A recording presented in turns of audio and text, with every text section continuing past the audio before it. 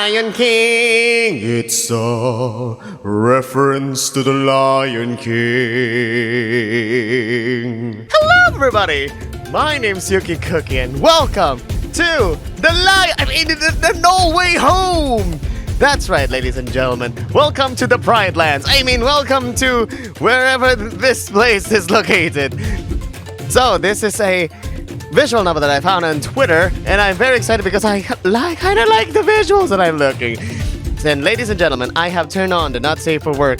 So, if you want to watch the NSFW, please become a Patreon, because that's gonna be only for Patreons, because YouTube won't like this. So, ladies and gentlemen, let's go. Let's play the Gnoll Way Home.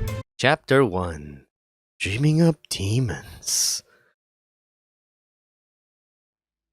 I'm such an idiot.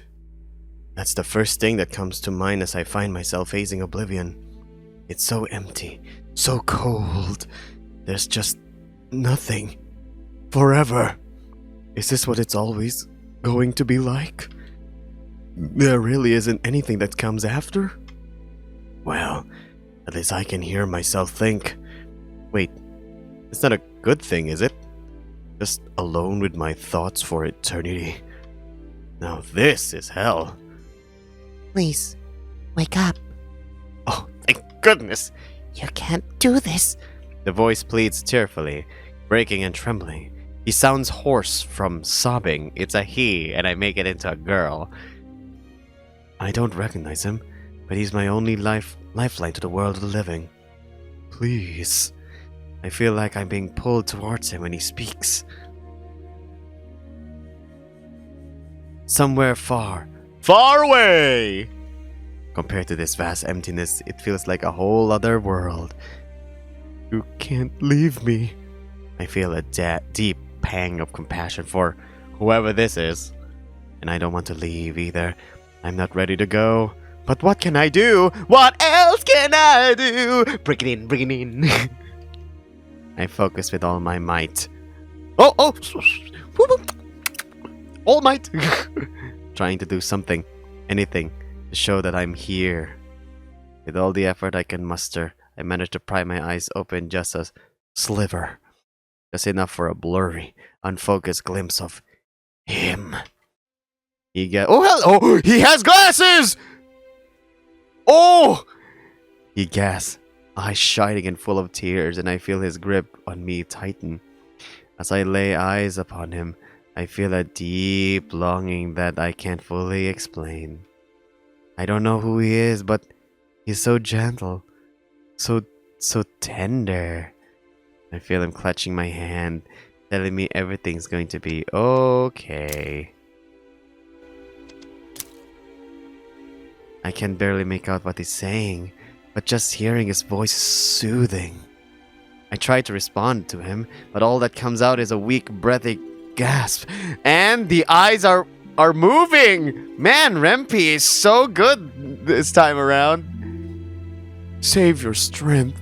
Save your strength! Just stay here with me, please. The eyes are moving. His vision is blurry and becomes clear, then blurry. What is happening? Why am I feeling so into the game? You'll get better. You will. We'll go back to the village. We'll rest. We'll have soup. I have no idea what he's talking about. Does he know me? This feels wrong. His voice breaks as his tears return. It's not fair. I can't help but agree. I want to console him. I want to tell him not to cry.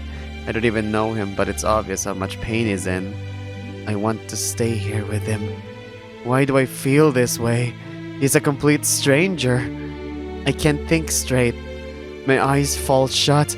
I just can't keep them open any longer. Darkness reclaims me as I hear his panic shouting. No! You need to stay awake! But I can't respond. I can't stay with him. The world goes quiet. I feel time slip away from me. Damp falls upon my body. A soft warmth caresses me, but then it's gone.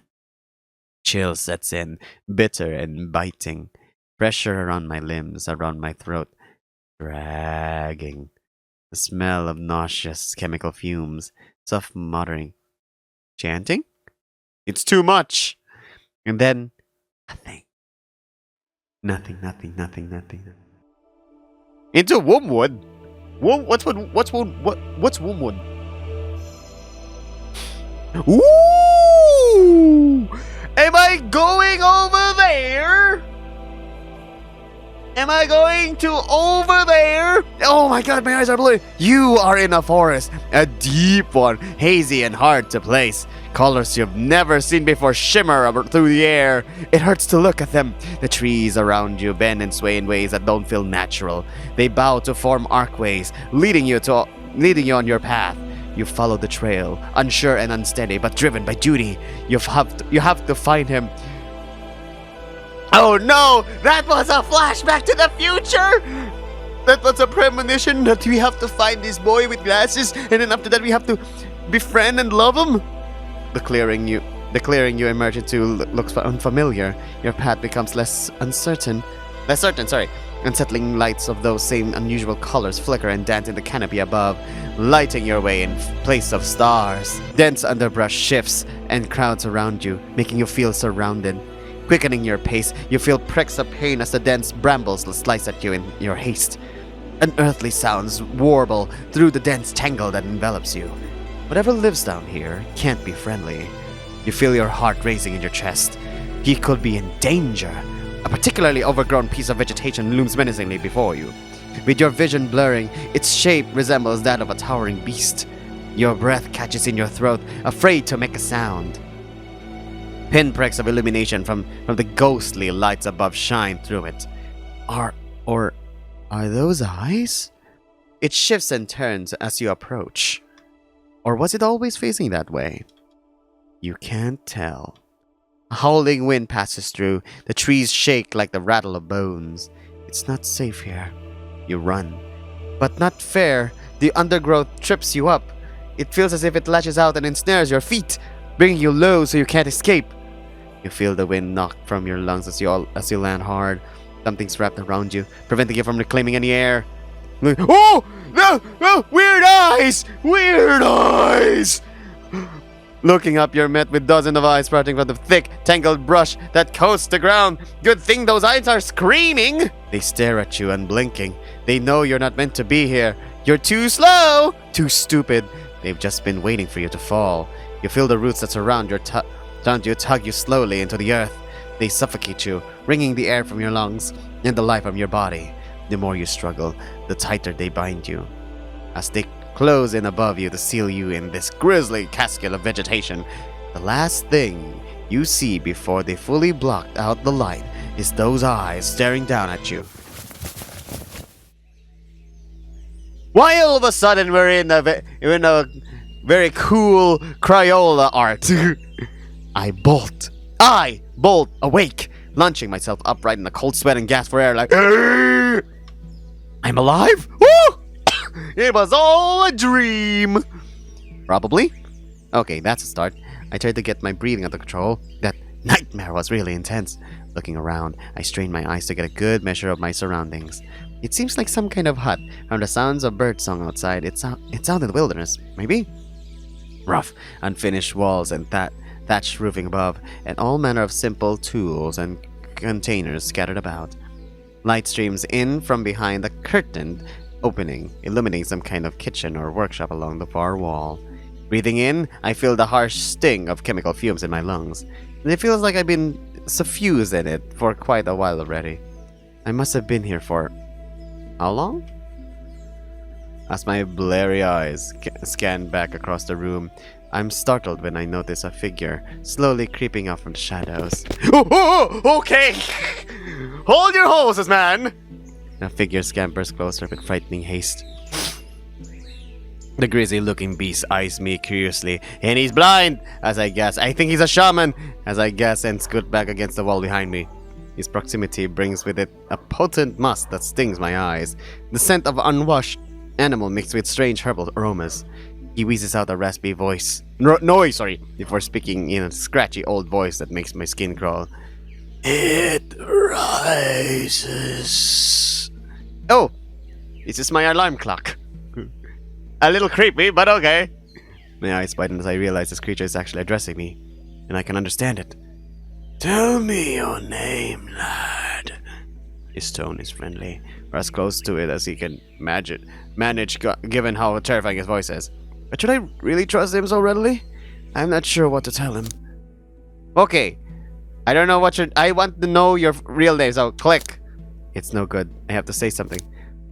Oh. Our biggest sponsor for Patreon is Corey Smith. The name of the main character will be named Corey Smith. I'm Corey Smith. Creature's ears fall as he frowns at my response. At the same time, I hear a shuffling behind him. One of the curtains dimming the light from the building's entryway is pushed aside. It's him! It's the boy! There he stands, looking at me with a fearsome glower that makes my stomach drop. Oh, he doesn't just turn. He goes, whoop! The old beast crowding me turns to greet him with a welcoming smile. Ah, there you are, lad. Did you get the... He's silenced by a withering glance and a palpable tension that goes... The younger beast strides past his elder to approach me. It's him, the one I dreamed of. Oh, destiny! But he looks so cold and distant now, like the light has gone out in his eyes. All that remains is smoldering bitterness that flickers into disgust as he looks at me. I'm so wrapped up in studying his expression that I don't notice what he's doing until his hands are around my throat.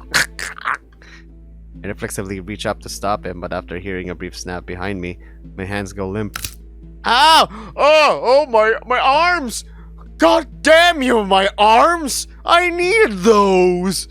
I slump back down, unable to move my body no matter how much I try. I gasp and stammer in shock, my voice deeper than I expected, because he just split my head off. What? Left helpless before these beasts, I feel myself starting to panic. As I gasp for air, I realize I can still move my head and, at least... What did you do? The smaller beast scrunches up his nose in disgust. I plead for information. He reaches for a strange leather cord that's strapped around his wrist and tugs at it to ensure it's secured tightly. The older beast finally returns to my side, looking down over me.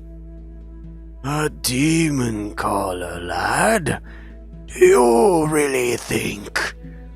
Of course I do, Opa! It can't be trusted! You know that! The vitriol in his bark momentarily makes me relieve that he isn't focused on me for the moment. Though now I feel bad for the ragged old beast he's shouting down. He's gone, Opa. That thing killed him. And now it's puppeting him around like a parasite. We don't know that, Tav. Not for sure. Tav and Opa. And I called myself Corey Smith. Are they talking about me? I managed to crane my neck downward, unable to move a single muscle beneath it. What I see down below is difficult to swallow. My entire body is covered in thick, shaggy fur, ruddy shades of brown that drift into a lighter, creamier blend towards my underbelly, where a simple and tattered loincloth covers my nethers. Thick, powerful muscles adorn my arms and legs. They give way to rather large paws, each complete with a full set of dark, leathery paw pads. The toned physique continues across my chest. Those bulging pectorals look at odds with a rather sizable hairy gut further down my abdomen. Jaw agape at this form. I realize my face must look similarly hairy and savage. It's strange that with such a powerful bestial body, I still feel so weak and helpless right now. Try as I might, I can't move anything below my neck. Because I'm Joe Swanson. Hey, Peter. Is this the work of the color dimension? Please, I don't understand. They both turn to look at me, Tav wincing at the sounds of my voice. Rest now, lad. Tav shoots the larger gnoll a smoldering glare before Opa turns to address him. How will you know that these are gnolls? These are gnolls? He's no danger to us now, lad. Let him get his bearings. The boy looks back to me, appraising the fear in my eyes before grumbling and reaching to loosen the cord around his wrist slightly. As he does, I feel command of my body slowly return to me. he has a curse. I gasp and reach up for my throat, confirming the color's presence. But as I do, my stomach drops and I get the distinct feeling that messing with it isn't going to end well. Get him up and ready. I want to make it back before dusk. The younger beast departs in a huff, leaving a tumultuous silence in his wake. He also did the... The older beast sighs as he watches Tav. He can see? Depart from returning his gaze back to me. I'm very sorry about that. Corey Smith, was it? Yeah. He perks up noticeably at my reply. I'm still not sure how much I can trust him, but he seems to be forthcoming at least. There's a million questions I want answered, and I stumble over them trying to get one out. Where am I? And why am I... I point down and gesture to myself, hoping that gets the message across. Like, why am I nude with loincloth? Opal looks me over, sighing to myself. You're safe for now, lad. But you're not you anymore. This isn't a very helpful explanation. I grow a little frustrated as I try to push him for a more digestible answer. Then what? Exactly am I? The old beast shrugs. Demon. That word makes my heart sink into my stomach. Demon? What do you mean? His gaze grows distant as he fails to answer. Hungry. The old beast turns away from me, hobbling over to the workshop-looking area on the far side of the hut. Should feed you. He mutters to himself, seeming like he's lost in a daze. I still have questions.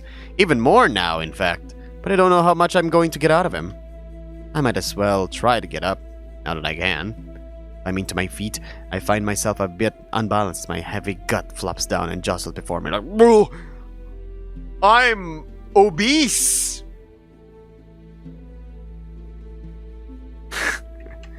His body is weighted a bit differently than I expected. I take a few unsteady steps. My feet feel like they bend backwards at first, but my body seems to remember how it's supposed to walk on its own. As long as I'm not thinking about it too hard, I feel an added weight behind me and look over my shoulder to see a shaggy tail emerging and curling up to support the loincloth tied around my waist. Boiling. He shakes. I turn my attention back to the old beast, mumbling to himself. I approach slowly, peering over at what he's doing, slowly staring at the pot of ominously opaque slop, humming to himself in a grumbly tone. I feel the fur prickle on the back of my neck. What are you making there? The inquiry seems to snap me back to attention, and he gazes down to survey his handiwork. Meal. He acquires a rough-looking pseudo-spoon and ladles some sort of thick, greenish paste into an empty bowl, before turning and offering it to me. Oh, no, I'm not. No. A loud grumble interrupts me, stomach protesting as I get a whiff of the stuff. Through the thick fog of strange herbs still hangs heavy in this place, my nose manages to single this out as something edible at the very least. I imagine it's been a while since I've eaten anything. I look up at this expectant expression and it's hard to refuse. Continuously, I take the bowl and the implement that's how stuck fast in the offered slop. This is not going in me. I can see him squinting as he tries to survey my reaction, so I decide to take a gamble on his poor eyesight. Tending to scarf down the meal, I end up making overwrought, lip-smacking and swallowing sounds like to tell how much I'm enjoying it, like I'm entertaining a child at a tea party. He seems pleased by this, relieved in fact. I can see the tension melt away when the old beast lets his shoulders drop down a bit. I try and refocus the old timer now that I'm being fed, discreetly discarding the bowl nearby. Already I feel my stomach growing resentful at such waste. Thank you. Very kind you to feed the demon. He gives a soft, wheezy chuckle as he responds. Demons are people too. At least I think so. Ah! I pause to consider how to gently pry some answers free without showing my hand. I don't know a damn thing about this place, its people, or anything really. But just coming out and saying that would be suspicious, right? Let's try and cover the basics at least. Okay.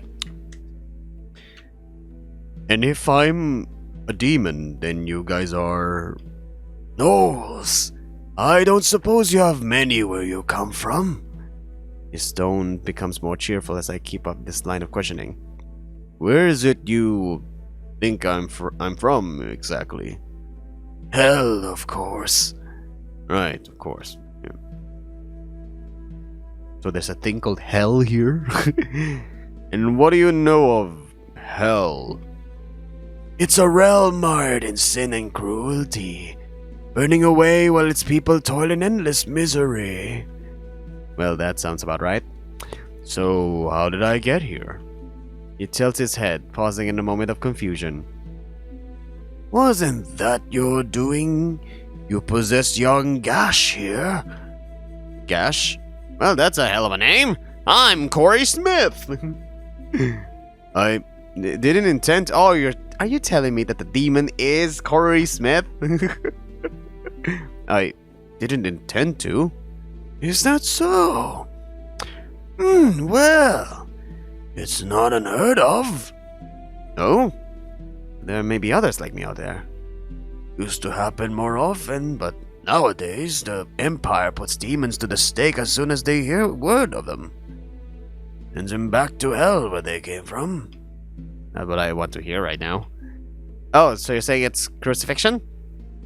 Isn't that a bit, severe? I'd say so, my. But frightened people take drastic measures.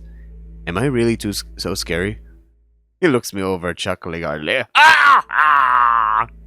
Not as you are now. But without a color, you might end up like the others. The callous disregard for life, the unspeakable power they wield, the wanton destruction they sow. They treat our world like a game. At least, that's what the Empire says. I cringe as I imagine the sorts of demons that end up getting sent here. That means if the demon from where the demon lurks is here, he's gonna be in trouble. I cringe as I imagine the sorts of demons that end up getting sent here. I'm nothing like that, I assure you. And the color ensures that. I rub at the color as he mentions it, and I get that prickly feeling of doom again when I consider trying to rip it off. What does it do exactly? Keeps you from lashing out. Even considering hypothetically raising a fist makes me feel a bit woozy. Like that strange paralysis I suffered will come flooding back if I try. This is a lot to take in. Aye, lad. It must be rough. If I realize it, his paw is on my shoulder. It's more comforting than I expected. I can feel his warmth, and it unravels a bit of the tension that's been building within me. I take a deep breath, trying to get my head straight, and that's when I notice his smell again. Ugh! Breathing in through my nose gives me a powerful dose of him. And it's not so overwhelming this time, now that I'm a bit more used to it. Close my eyes and focus on parsing it. It's like, ooh, what the shorts? I can smell the different colors of the wind. It's like unraveling of individual threads of aroma from a big ball of funk. There's a strong, earthy smell at the core. Clearly his natural musk. But surrounding it are some familiar strands of herbal aromas. Lavender, rosemary, vanilla, mint, sage, and quite a few more than I don't recognize. And beyond that, I can smell how they're layered in the patterns they weave. I don't really have the language to describe it. It all combines together to form a complexly textured, distinct smell. I almost feel like I could pick it out of a crowd if I focus on it. When I opened my eyes again, he was asleep. I see that all much closer now, leading up to sniff that broad snout of his at my neck. Oh, that's kinky. It's only now I realize how much smaller than me he is. What? Then why is the perspective so... looking down? Standing at least 2 heads shorter. It looked so big when I first woke up. But more importantly, he's just presently sniffing at me. I pull away a bit, feeling myself blush, but I hope I've got enough fur to hide it. He chuckles softly, sighing to himself before he sneaks up. I expected brimstone. I realize he must have a pretty sensitive nose as well. I realize he must have a pretty sensitive nose as well, then. It must be a Gnoll thing. Instead, you just smell like him. But different. And that's not very descriptive. I suppose it'd be hard pressed to secondly describe Opa's particular spell. Our moment is interrupted by a dramatic clearing of the throat from outside. You'd best not keeping him waiting, lad. I take a deep breath and prepare myself. Hopefully he has had enough time to cool down a bit. Oh, I like the background. The cool, shaded confines of Opa's hut give way to hot, humid air outside. The surrounding greenery is dense and wicked looking. Most of the plant life looks close to something I recognize, but just different enough to leave me feeling a bit disoriented. Tav leans against the side of the hut. I realize now he was probably close enough to hear our entire conversation. It does look like he's calmed down a bit, but seeing me puts him right back in that foul mood. It hurts to see him like this, after he was so gentle in my dream. Wait, was that even a dream? It wasn't a dream. It was Gash's perspective before you possessed the guy. That's what I thought. That was the last thing Gash saw him before blacking out and then possessed by Corey Smith. No, that's why he was like, we'll have soup together. That was the soup. Wait, was that even a dream? What are you gawping at? My heart catches in my throat. I'm pretty sure anything I say is just going to upset him even more. Leaving him hanging doesn't feel right either. I'm sorry. He was surprised, like... He seems legitimately surprised by the apology, but quickly tries to hide it after his initial reaction. I'm not really sure what's going on, but it seems like I'm to blame for this, so... You're damn right you are. I find myself growling a bit in frustration. Look, I don't know what happened, but I want to help. He takes a step forward and thrusts a finger up towards me. He's even smaller than Opa, barely more than half my size. Oh, he's shorter. I know what you're up to, demon. Your tricks won't work on me. I'm speechless. You're going to do everything I say until we fix this. And how do we do that? By getting Gash back and sending you back to hell where you belong. It stings. But I can't really argue. He has a point. If me just being here is displacing someone else, maybe that's for the best. Okay, yeah, I owe you that much. He squints at me as if trying to scan for signs of deception. Just take it easy, okay? I hate seeing you this way. How dare... Tav and I both pivot in time to see Opa emerge to join us. Ah! He's nude! He's nude! Something's missing! His clothes! Holy crap, for being an old guy, he has huge dong! Man, this is me turning on the not safe for work. Something's missing. Oh god, what's happening? He's one with nature! Oh god, freaking Tav is blushing. You little dick. You little son of a... Shall we then? All of Tav's consternation melts away as he is left stammering and averting his gaze from geezer junk. Opa? Your clothes. I can't help but stare, dumbfounded, mesmerized by it. Oh! It's plenty toasty out today. No need to bundle up. Judging from Tavis' reaction, he seems accustomed to a bit more modesty than this. But you were just dressed. Opa waves a paw dismissively. Boy, you've spent too much time in the Empire. But if you insist, I'll bring the old rags along for the journey. Tav cautiously turns back around like, trying not to gaze at geriatric Gnoll gonads. Gnoll gonads. What do you mean?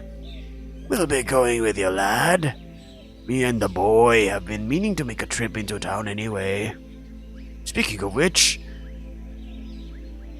why are you doing this to me? The Gnoll looks around, squinting again as he struggles to make out his surroundings. Where is he? He went to dump his gate after we got out of the He went to dump his gate after we got out of the Wombwood. At this point, I have no idea what they're talking about. Ah, could you be a dear and fetch him for me then? You know how prone he is to distraction. Tab groans, then takes a deep breath, looking between the two of us before at least relenting. Like, oh, please, stop waving that large rod in front of me. Fine, and then straight to the village. Be ready when we get back. Sets off in a huff again, starting to make a bit of a habit. I turn to look at Opa in concern, noticing a smirk on his face as he catches my gaze wandering, like,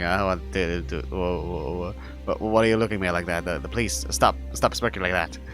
But soon I feel that pricking at my neck again, getting more intense the further away Tab gets from me. You mean to tell me that the sniffing was the first red flag? Hurriedly, I hustle to catch up with him, nearly stumbling as I struggle with these big dumb paws. Like, God damn it! The sensation fades as I get closer. I eye the leather strap on his wrist he was messing with earlier. I must be the leash to my collar. Looking it over, I figured he could probably give me some more slack if he unwound it a bit more. But I don't think asking for that would go over too well right now. Heading to the forest, we travel in silence for a time. Now that I actually have some time to think, my mind wanders to thought of escape. Can I really shake him? Getting too far from the leash seems to activate my collar. And trying to remove it myself or forcing him to would probably drop me too. I could try diplomacy or deception, but that's what he's already anticipating. He's so convinced I'm some sort of demonic trickster that'll go on a rampage the second I'm off his leash. I probably just... Well, I don't know what to do. I don't know anything about this place. I don't have anyone or anywhere I can go to. I'm on my own. Really, same as him. Now. My thoughts keep circling back to that point. And geezer gonads. Ugh. He's alone because he lost someone important. And I'm the cause of that. Should I really even be thinking about escape? Shouldn't I be trying to make things right? If we can get the other guy back, then I don't know what will happen to me. Apparently, my anxious thoughts have been manifesting as audible whining. I don't realize this until I spot his ears swiveling back towards me, accompanied by a soft, agitated growl. My teeth. I steel myself to try and stay silent. Hopefully, some peace and quiet will improve his mood, and I can probe for more information when he's not so grouchy. I have to admit, I'm feeling a good bit better myself out there in the fresh air. This forest just smells so lively, way better than being cooped up back in Opa's shack. I do my best to survey the sights and sounds of the deep greenery, trying to build a mental map of the place. But there's just too much to take in. I'd get lost on my own for sure. Hopefully Tab knows where we're going. As we pass by a tranquil stream, I chance a glance across to the other side, noticing that the rich verdant greens of the forest begin to fade into strange violet hues. For a moment, I think I can see something moving over there. As I squint to get a better look, a strange tightness builds in my chest. This feels familiar. It feels wrong. Uh-oh. What? That color? Could it be that place? The trees? The fur stands up on the back of my neck, and I feel that tightness escalating to a palpable sensation of dread. Someone whistled me. I'm like, oh. I'm sorry? What? A sharp whistle draws my attention back to the trail, and I realize I'm nearly out of leash range. I steal one last look because back across the stream. There's nothing there, but that ominous feeling remains. I shake my head to clear it, hustling to catch back up. Things are significantly more normal back at the side of the stream. I see glimpses of small critters in the bushes and trees now and then. They look familiar enough, at least. When I make an effort to breathe through my nose, an absolute cavalcade of rich scent overtakes me. Every plant, every animal, even the paths and streams, they all smell unique. I feel familiarity with some of them, my brain dredging up simple associations like tasty, yucky, danger, or fun for some. It's like I'm digging into this body scent memory. The most familiar smell of all, though, is his. I took a deep whiff when a breeze cast me downwind of him, better understanding the nuances of the fragments I'd smelled before. I can almost feel his name on my lips when I smell him. Oh, Gash and Tav, I've kissed before. It makes me excited, like a pet reunited with its handler after a long absence. It's hard to describe, but he smells much fresher than Oppa. Maybe that's a factor of age. Maybe he just actually bathes. Whereas the older Gnoll scent was layered with fermenting herbs, Taz feels closer to nature. I can smell the wind upon him, the gentle breeze after it rains, a little bit of fruit, I think, and a hint of flowers. It's comforting. Oh, hello! I nearly run him over without realizing he stopped, but catch myself just in time. He's looking up at the tree whose branches hang over us, scrutinizing a cluster of fruits upon it. I can already smell how delicious they are, so without even thinking, I reach up the grass and overhanging branch to bring it lower. When I look back, he's withdrawn a leather-bound journal from somewhere and appears to be taking notes. Index claw coated in ink and moving with impressive precision, like he was able to smell that. They get me fruit. Nice. So they do grow on this side. Oh, okay. So they do grow on this side. He plucks one of the strange crimson pear-shaped fruits. Are those dragon fruits? From the lowered branch, studies its shape briefly and produces a rough sketch of it in his journal. I grab one as well before releasing the branch. Do you catalog plants? Not just plants. Why is he smirking? Not just plants. Everything I can, really. They had countless books like this back in the Empire. The wealthy even had entire rooms for storing and reading them. But the Gnolls out here don't have that luxury. They pass everything by maw, so it's easy for knowledge to get lost or broken over time. He seems to get frustrated with his sketch, scribbling over it and clapping the journal like, just to put it away. I guess I really shouldn't bother. It's not like this is going to help anyone. That dejected look on his compels me to find a way to distract him from such dour thoughts. So, these are safe to eat then? My nose is telling me yes. My nose is telling me yes! Absolutely! What are you waiting for? But I want to make sure just in case. Of course. Everything's safe for a Gnoll. Is that mushroom safe for a Gnoll? I find myself already biting into the surprisingly tender morsel before I can respond, savoring its intense flavors, very acidic with a good mix of sweet and bitter. What do you mean? Gnolls can eat anything. You really don't know this stuff? I tried to take offense at that, but I know I must look pretty dumb right now with how greedily I'm gulping down this delicious fruit, like feeling its juices drooling down my nostril.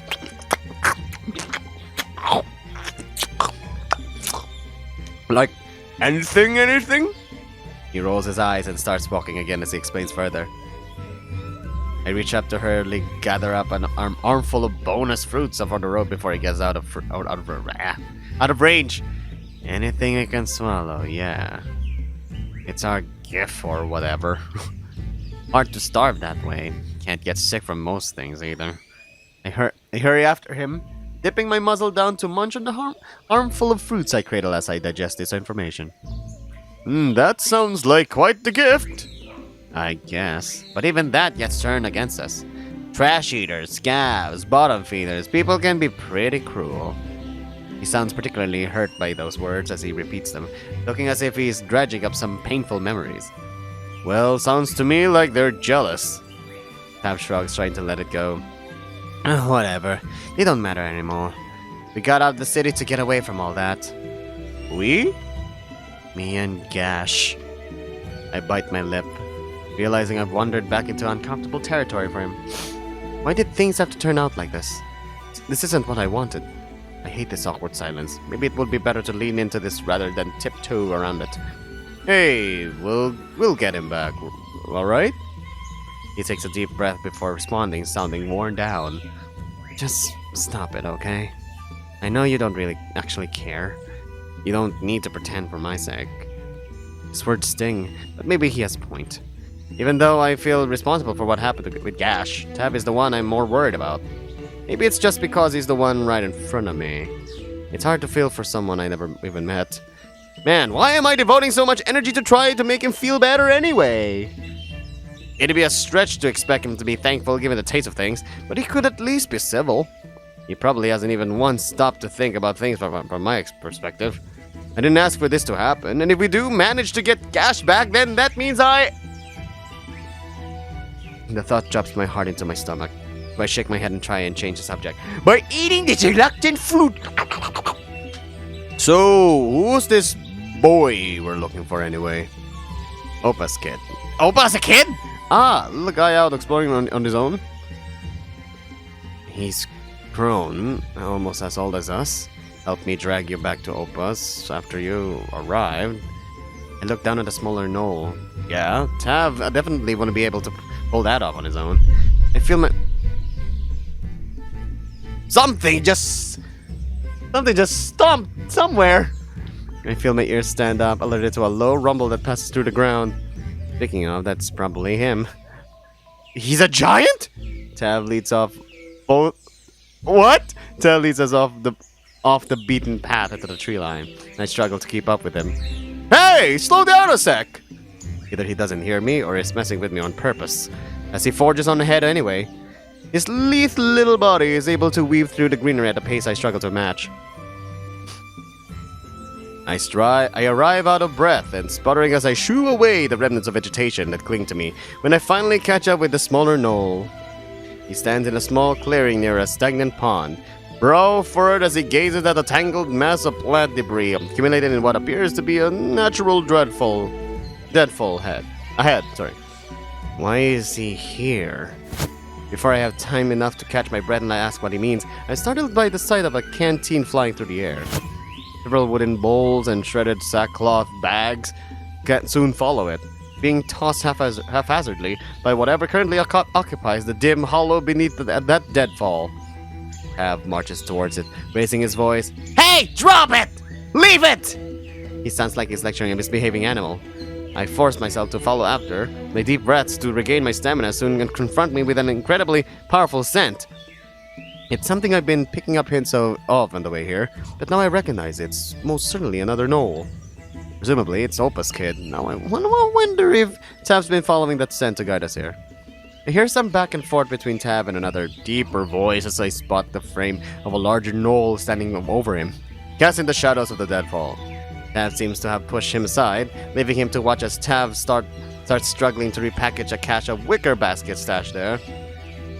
I take a few deep breaths to let that new smell wash over me. These scents seem to be less distracting once I fully process them. That's probably why I haven't really noticed my own scent much, save for a few stray vapors when I reach my arms up to grab those fruits earlier, like... Ooh. Closing my eyes to focus, it definitely smells like another Gnoll. Oh! The picture looks different now. But this one has such a powerful core mass that the other scents clinging to it can do little to disguise it. Yeah, the red is super strong, this one. The potent earthy aroma almost feels like I'm choking on mud, but there are strange notes to it that I find titillating. Salt and sweet layer atop it to render it sharp and ripe. I get the feeling anyone can smell this guy coming, not just other Gnolls. I open my eyes when I hear that larger Gnoll responding to Tav in a tone that carries much of the same gravel that Opa's did, but in a younger, greasy timbre. Guessing some critters got at it while we were gone. I was just gonna bring the good bits back for you. They're all good bits. The big guy scratches his head and idly returns, ears lifting and intrigue as he spots me. Holy shit, he's up! What? No, that's the demon! Tav reaches out to stop the bigger Gnoll that's marching eagerly towards me. but gets his arms tangled in the straps attached to one of the baskets, and ends up buried beneath as its content overturned and spill out over him. Oh, hi. He's huge? No, that's a woman! It's a woman! A woman? Oh, no, it's just a big boy. Like a big fat boy with huge tatas. Because the way he's been strapped, it's like a woman. As he steps out into the sunlight, I get a better look at the gnoll, and I'm a bit surprised by what I see. That voice definitely sounds masculine, and the shaggily bearded face sure seems to match it. But the shape of that body, though heavily set with a bit of added weight and muscle, is undoubtedly stacked in another direction. And as the golden-furred gnoll approaches, I can confirm with confidence that he's the source of that powerful smell. Demon, huh? Always wanted to scrap with one. I shake my head to try and refocus, raising my paws out and up to the signal I don't want to fight. He lets out a gleeful cackle and doubles his approach, reaching me faster than I'd expect given his hefty gait, and meeting my paws with his own, interlocking fingers to initiate grapple. But before I can offer any resistance, I feel the clutch of that damn collar sap the life from me again, leaving me to crumple towards it at his feet from that momentary clash. Face down in the mud! Who was face down? Him or you? I had to do what?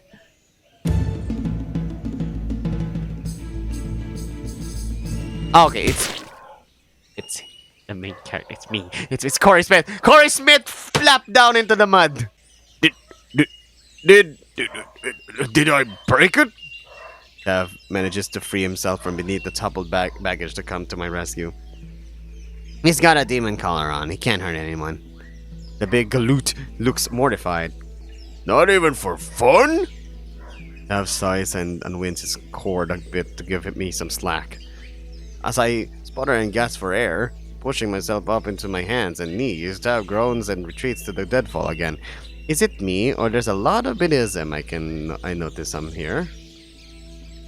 As I sputter and gasp for air, pushing myself up into my hands and knees, Tav groans and retreats to the deadfall again. Get him, washed up. I'll handle the damn luggage. Once I wipe the mud out of my eyes, I can see the bigger gnoll squatting down, extending a paw to help me up.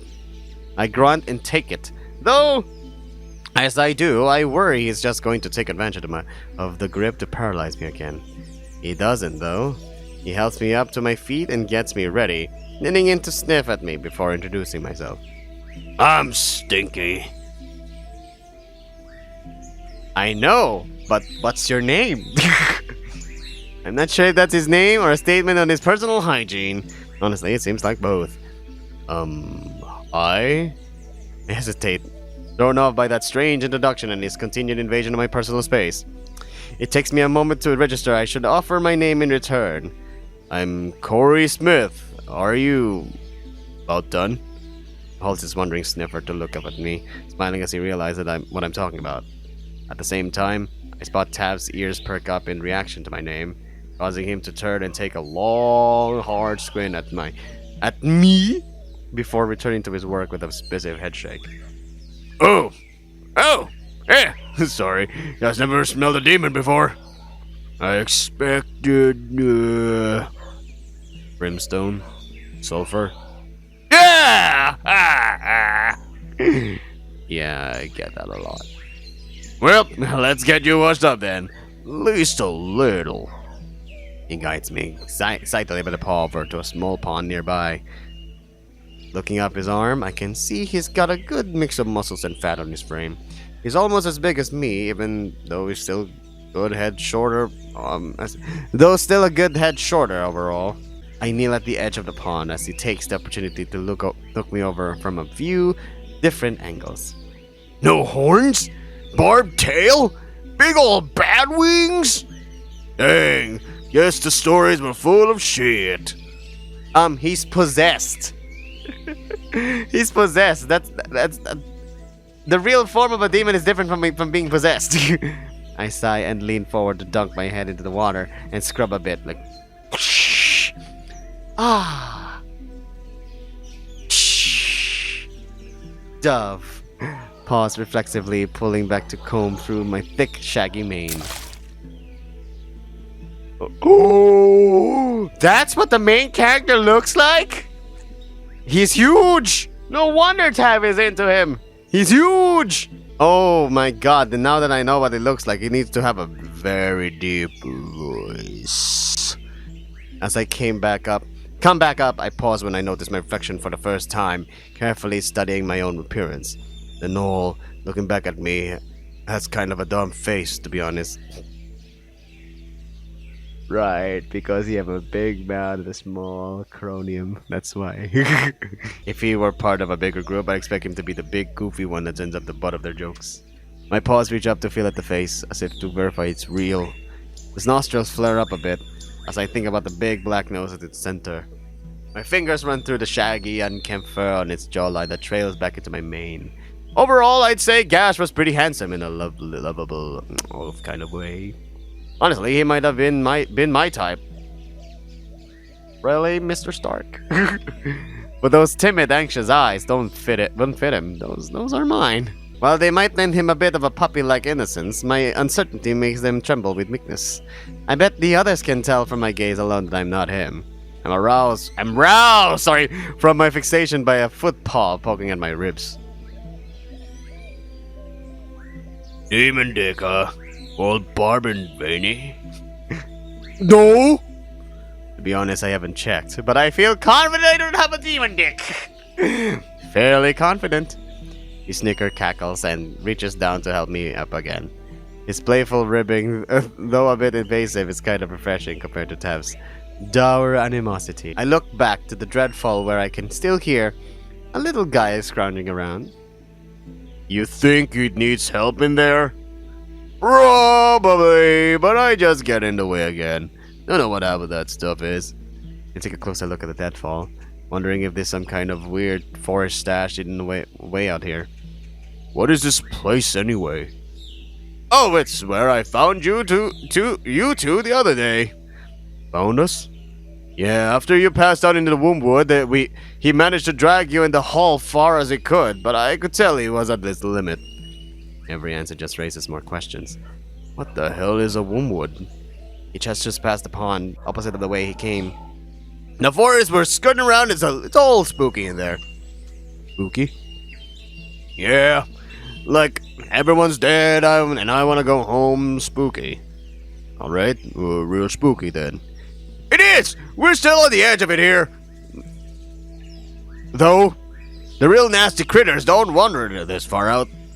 Keeps the Imperials away, though, so it's good for them at least. At one time, they're gonna deforest this thing, and now the Wombwood will be gone. Frustrated cursing cuts through our little chat as Tav continues labors. I'd better give him a hand. I turn to excuse myself from the conversation. Ah! Someone slapped me! Stinky gives me an encouraging swat on the rump. Ooh!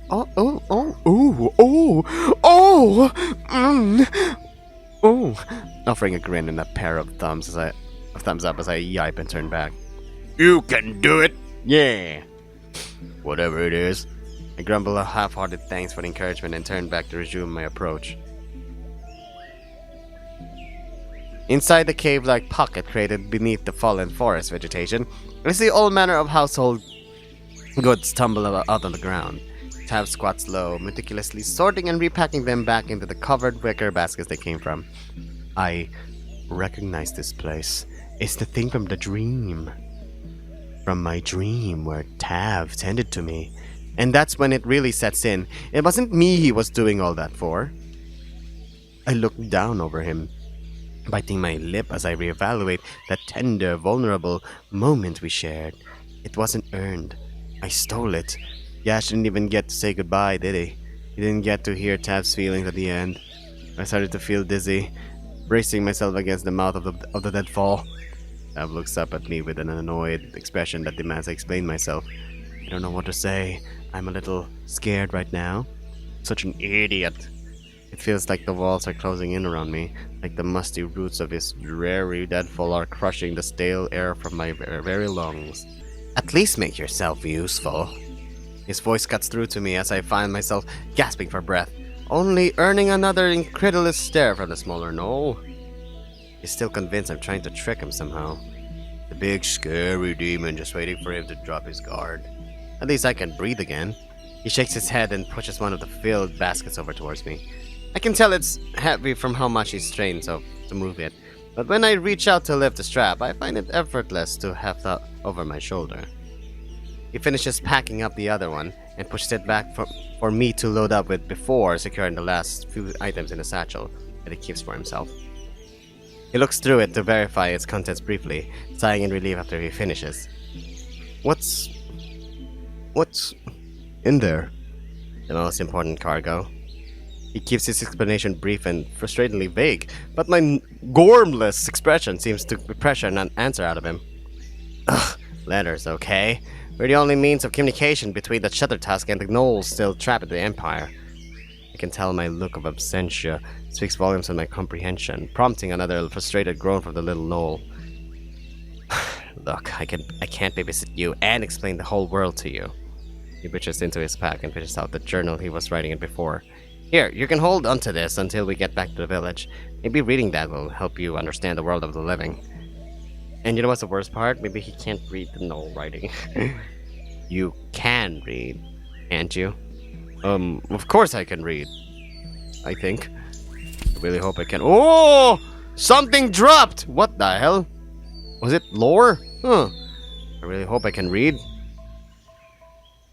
Once we've got everything loaded up, we head back towards Opa's hut with Stinky in tow.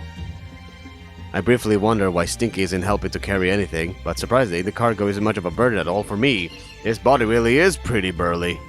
Having Stinky along for the walk back really does liven up the mood, keeping the atmosphere light with catchable banter and mercifully actually answering my questions. It's kind of a lot at first, but I find that he's starting to grow on me now that I'm used to the smell. From the way he tells it, the Wombwood is a country-sized blight on the land that the otherwise unflappable Imperials won't touch with a 10-mile pole.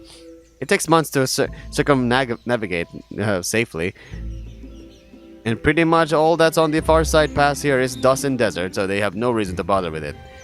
But they can take their empire and shove it in Undertale. Undertale? He makes a crude gesture to demonstrate the analogy. Surprisingly, even Tab's mood has improved enough for a bit of sarcasm. Careful, they say the Emperor hears all. If he's so almighty, let him strike me down! And then there was an arrow to go. As if the forest itself has an ear for comedic timing, the gnoll manages to step on and loudly step a twig between them just after his proclamation. Like, and he suddenly went down to the ground and his cousin decidedly undignified yelp to escape him as he startled into a nearby bush. Tab can't help but laugh at the buffoonish display, and I'm inclined to join him, feeling relieved to see him at least a little less grim now. A pair of brown sock paws emerge from the bush, pumping towards victoriously. Still alive! Suck it, Emperor! Oh, he's in clothes now. We reconvene back at Opa's place, rousing him from a nap that I don't think he intended to take. Mercifully, he's actually dressed this time. Stinky tends to him while Tav inspects the cargo briefly to make sure I didn't break anything. As Tav starts to take stock of our inventory, I get a bit distracted from the inspection when my ears tune me into the other gnoll's conversation in progress. We get to go with him? Really? Stinky's tail is practically wagging like a pup's. Opa chuckles softly and does his best to settle the boy. Aye, lad. Your gate's nice and empty, right? Yep. Every last drop, so I should be good for a few days at least. They're really talking about his ass! And we can see him this time, right? I realize my ears have physically swiveled around to listen to their conversation, which is probably pretty noticeable and pretty rude. So I shake my head and try to focus on Tav instead. Smaller Gnoll, you shield his eyes as he looks skyward. Should be enough daylight left to make it there before dark if we hustle. Hopefully I won't slow you down too much. If you get tired, I can always piggyback you. I've half a mind to offer the same, but I realize that'd be a bit awkward with me already handling the cargo. There's still enough life in these old bones of mine to make it to the village. And he's the first one to go whoop! Our journey is pretty quiet for the most part, with only occasional color commentary from Stinky to punctuate the sounds of nature to get distracted by something or other to scavenge and munch on, plus a few pee breaks. A lot of them, actually. Stinky insists that the highest mark of a tree means you own it. I concede all ownership claims. Marshland. As we get further from the lush vegetation of the forest outskirts, and I can't help but ask what's on my mind. Why is the village so far from the forest? It looks pretty dead out here. The further from the Empire, the better. And while there isn't much game, we honestly don't need much to survive. Where there's resources, there's competition. I guess that makes sense. But it still feels weird being so disconnected from the rest of the world. Ooh, tell him about the canyon. We're almost there. He can see it for himself. And indeed, peering forward, I'm able to spot what they're referring to. Ahead, the hills drive up into a sharp rise that runs as far as the eye can see in either direction. You'd be hard-pressed to mount it even with proper climbing gear. But dead ahead of us, a gloomy crevice splits the path into a slender canyon. It'd be pretty hard to find it if you didn't have someone to guide you to it. Only way to get to the village is to go through the flats on the other side. Ooh. As we get closer, my nose gives me an indication of what's so special about this place. There's an acrid, malodorous aroma like rotten eggs and salt that seems to seep from the canyon itself. I hear Stinky take a deep breath, sighing and letting his tongue hang out as he samples the scent.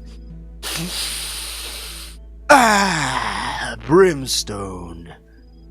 It's brimstone. We must be getting close. It's the basalt barrier, our last line of defense against the Imperials.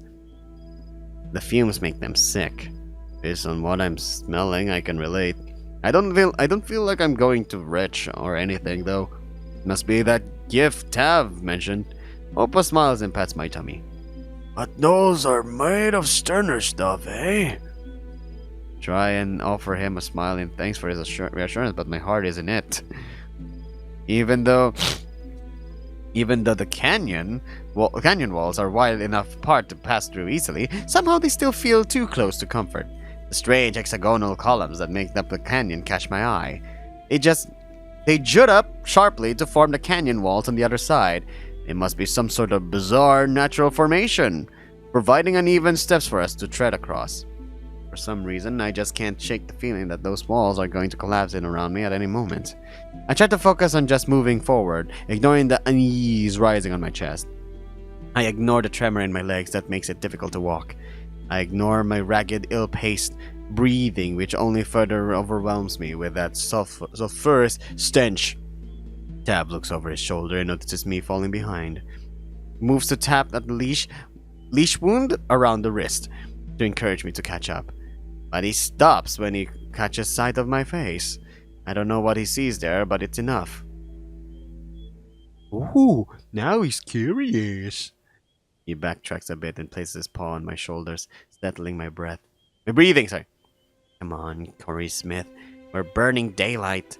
Not exactly the most gentle guidance he could offer. But it's the first time he's called me by my name. Even a little nudge helps me push through. He takes me by the paw, more gently than I expect. He gives it a small soft squeeze and I squeeze back. I can't see his face as he walks on ahead, but I hope he's not too upset with me. I wish I wasn't such a burden. Here I am, the person he hates most in the world. The one who took Gash away from him, helpless as a babe and dragging down everyone around me. I just want to get this over with. Oh, there it is! As we break through to the other side of the canyon and the nauseous reek of brimstone begins to abate, I see the trio I'm traveling with bathed in the wild hues of the golden hour. Stinky bounces from foot to foot as he eagerly points out the village outskirts in the distance.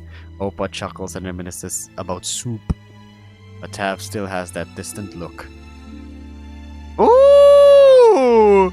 Oppa's like, you see that village over there? Yeah, we're going there! Aww. Seryoso, I wish that Gash was the... Yes, Gash is the main character, but I mean, not demon-possessed Gash. I want Gash's true personality, Gash. The village up ahead, that's where all will end things. Part of me wants to stay here with them, but that's just selfish of me, isn't it? I'm such an idiot. The others start making their way down into the village proper. The day's journey finally at an end. I'm not ready for this to end. Chapter 2! Okay, and that's the end of Chapter 1. So see you all in the next episode. Goodbye!